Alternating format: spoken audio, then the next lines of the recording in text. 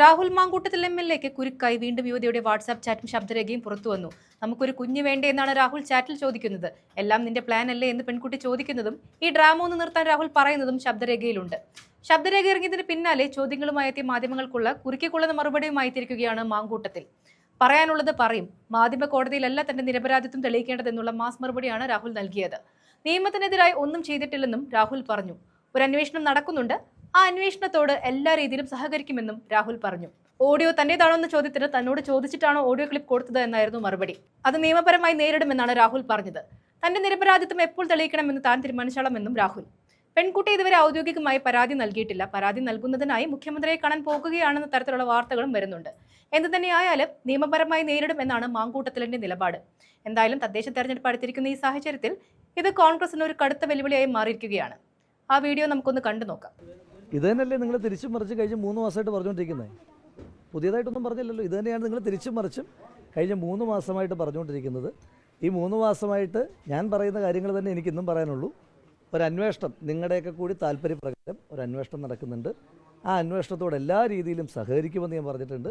ആ അന്വേഷണം മുന്നോട്ട് പോകട്ടെ. ആ അന്വേഷണം മുന്നോട്ട് പോയതിന് ശേഷം അതിൻ്റെ ഒരു ഘട്ടം കഴിയുമ്പോൾ എനിക്ക് പറയാനുള്ളത് ഞാൻ പറഞ്ഞു തുടങ്ങാം. ഞാൻ ചോദിച്ചോട്ടെ, അതൊരു ശരിയായ മാധ്യമ രീതിയാണോ?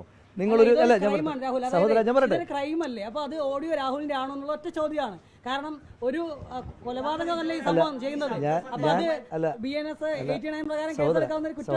സഹോദര അങ്ങ് വ്യഗ്രത കാണിക്കണ്ട. നിങ്ങൾ എൻ്റേതാണെന്നും പറഞ്ഞ് നിങ്ങളൊരു വോയിസ് കൊടുക്കുന്നു.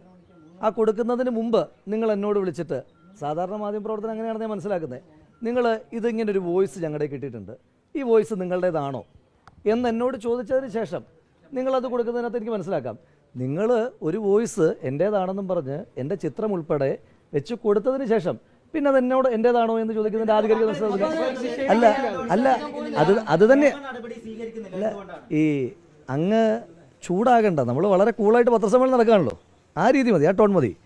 അതായത് നിങ്ങളൊരു വോയിസ് കൊടുത്തു, ആ വോയിസ് കൊടുത്ത് പിന്നെ എൻ്റെ പാർട്ടല്ലേ, എൻ്റെ പാർട്ടിലുള്ള കാര്യം ഞാൻ ആദ്യത്തെ ദിവസം തന്നെ പറഞ്ഞു. ഈ അന്വേഷണം മുന്നോട്ട് പോയതിന് ശേഷം ഒരു ഘട്ടം കഴിയുമ്പോൾ എനിക്കെപ്പോഴാണോ അതിൻ്റെ ബാക്കി കാര്യങ്ങൾ ആഡ് ചെയ്യാനുള്ളത് ആ സമയത്ത് ഞാൻ ആഡ് ചെയ്യുകയും എനിക്ക് നിയമപരമായി മുന്നോട്ട് പോകാനുള്ള അവകാശം രാജ്യത്തുണ്ടല്ലോ. ഈ രാജ്യത്ത് എനിക്ക് മുന്നോട്ട് പോകാൻ അവകാശമുള്ളിടത്തോളം കാലം ഞാൻ ആ അവകാശമായിട്ട് മുന്നോട്ട് പോവുകയും ചെയ്യും. ഞാൻ ഇപ്പോഴും ഇങ്ങനെ നിൽക്കുന്നതിൻ്റെ ഏറ്റവും ഉത്തമമായ ബോധ്യം, ഞാൻ ഈ രാജ്യത്തെ ഏതെങ്കിലും നിയമത്തിനെതിരായിട്ട് ഇന്നത്തെ ദിവസം വരെ ഒരു പ്രവൃത്തിയും, ഇതെന്നല്ല രാജ്യത്തെ നിയമത്തിനെതിരായിട്ട് ഒരു പ്രവൃത്തിയും ഞാൻ ചെയ്തിട്ടില്ല എന്ന് ഉത്തമമായ ബോധ്യമുള്ള ഒരു പൗരൻ എന്ന നിലയിൽ ഒരിക്കൽ കൂടി പറയുന്നു, ഈ രാജ്യത്തെ ഏതെങ്കിലും ഒരു നിയമത്തിനെതിരായി എന്തെങ്കിലും ചെയ്തിട്ടില്ലാത്ത ഒരാളെന്ന നിലയിൽ എനിക്ക് നിയമപരമായി മുന്നോട്ട് പോകാനുള്ള അവകാശമുണ്ട്. ആ അന്വേഷണം നടക്കുകയല്ലേ, ആ അന്വേഷണം നടക്കുകയല്ലേ സഹോദര. നിങ്ങൾ ആ വോയിസ് എന്നാ പിന്നെ എടുക്കണ്ടെന്ന് ഞാൻ പറഞ്ഞു, എടുക്കണ്ട എന്ന് ഞാൻ പറഞ്ഞു, അല്ല എടുക്കണ്ട എന്ന് ഞാൻ പറഞ്ഞു.